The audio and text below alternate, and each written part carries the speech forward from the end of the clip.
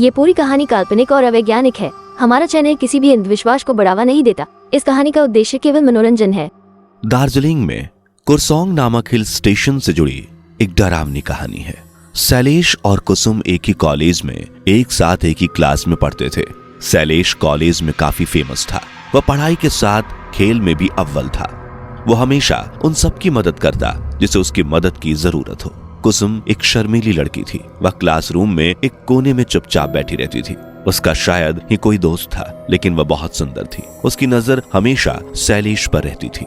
शायद कुसुम मन ही मन शैलेश को चाहती थी, लेकिन वह कह नहीं पाती थी क्योंकि उसे यह डर था कि कहीं शैलेश मना न कर दे। शैलेश एक बेहद अमीर घर से था तो कुसुम गरीब थी। शैलेश ने भी कुसुम को कई बार उसे देखते पकड़ लिया था और उसे एहसास हुआ था कि कुसुम उसे पसंद करती है। शैलेश भी धीरे धीरे कुसुम की ओर अट्रैक्ट हो रहा था। एक दिन शैलेश कॉलेज से घर जा रहा था। वह बाइक पास चला रहा था, तभी अचानक कहीं से कुसुम उसके बाइक के सामने आ जाती है। शैलेश, मेरे पीछे कुछ लफंगे लगे, क्या तुम मुझे घर तक लिफ्ट दे सकते हो प्लीज? Of course. कहाँ है वो बदमाश?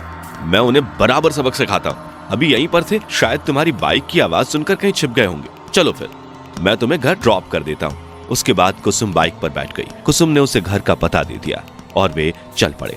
बाइक चलाते समय शैलेश बार बार मिरर से कुसुम का चेहरा देख रहा था। वह शर्मा कर हंस देती। उस दिन के बाद उनकी दोस्ती हो गई और धीरे धीरे उनका एक दूसरे के लिए प्रेम उभरता गया। समय बीतने लगा और दोनों के प्रेम को अब नए रिश्ते की डोर में बांधने की बातें होने लगी। कुसुम और शैलेश दोनों का विवाह होना नक्की हुआ। कुसुम ने बताया कि वह अनाथ है, वह अकेली रहती है घर पर।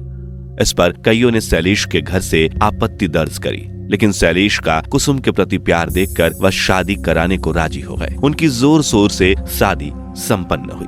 दोनों एक दूसरे से बेहद खुश थे।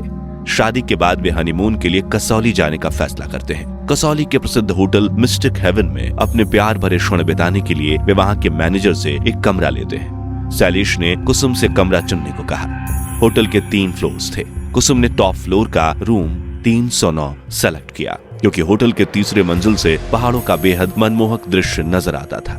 इसी कारण तीसरी मंजिल के कमरे ज्यादा महंगे भी थे और जल्दी फुल भी हो जाते थे। मैनेजर ने उन्हें बताया कि उस कमरे की खिड़कियों का कुछ प्रॉब्लम था, उसे रिपेयर करना है। इसलिए मैनेजर ने कुसुम को नंबर 310 की चाबी दे दी, लेकिन कुसुम ने मना कर दिया।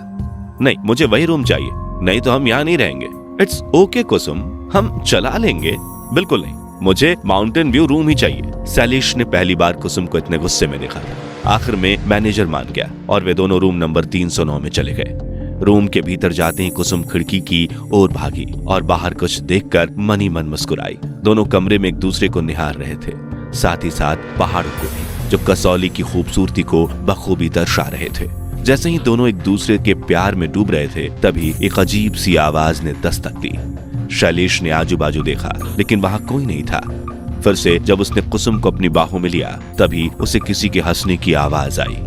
फिर उसे किसी के रोने की आवाज पूरे कमरे में सुनाई दे रही थी। वो डर गया। कुसुम, क्या तुम्हें हंसने और रोने की आवाज सुनाई दे रही है? यहाँ कुछ ठीक नहीं लग रहा है। लेकिन कुसुम ने कुछ जवाब नहीं दिया। वह उसकी बाहों में पुतले की तरह खड़ी थी और उसके बदन से बदबू आ रही थी। अचानक कुसुम ने ऊपर देखा। शैलेश उसे देखकर जोर से चिल्लाया और पीछे बेड पर गिर गया। कुसुम का पूरा चेहरा काला था। उसके चेहरे से मांस नीचे लटक रहा था और उसकी मुंह से खून निकल रहा था। कुसुम की जगह पर चुड़ैल थी। शैलेश डर के मारे कांप रहा था। कौन हो तुम? कुसुम कहाँ है? पूरे कमरे में अब वह कुसुम कुसुम चिल्लाने लगा। चुड़ैल धीरे धीरे उसकी ओर बढ़ने लगी। शैलेश ने भागकर दरवाजा खोलने की कोशिश की, लेकिन कमरा मानो किसी ने बाहर से बंद कर दिया हो। यह पहली बार था। शैलेश डर के मारे रोने लगा। अचानक से उसे कमरे के बाथरूम से पानी चलने की आवाज आती है। वो दौड़ते हुए बाथरूम की तरफ पहुंचता है। जैसे ही वह उधर पहुंचता है, पानी की आवाज बंद हो जाती है।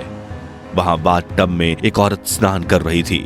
शैलेश, जानू, कहाँ ढूंढ रहे हो मुझे? आओ मेरे पास। लेकिन जब शैलेश उसके पास जाता है तो कुसुम फिर से चुड़ैल बन जाती है और अपना हाथ लंबा करके शैलेश की गर्दन पकड़ लेती है। नहीं, मुझे जाने दो, मत मारो, मैंने तुम्हारा क्या बिगाड़ा है? तुम जैसे अमीर लोग अकेली लड़कियों को फंसाकर उनका इस्तेमाल करते हो और फिर उन्हें मार डालते हो। मैं किसी को नहीं छोड़ूंगी। सबको मार डालूंगी।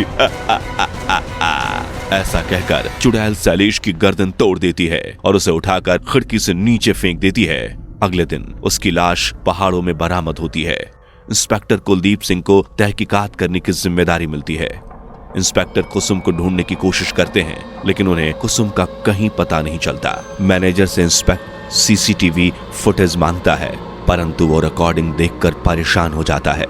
सीसीटीवी कैमरे में कुसुम की कोई फोटो नहीं दिख रही होती। इंस्पेक्टर को ये मैनेजर की चाल लगती है।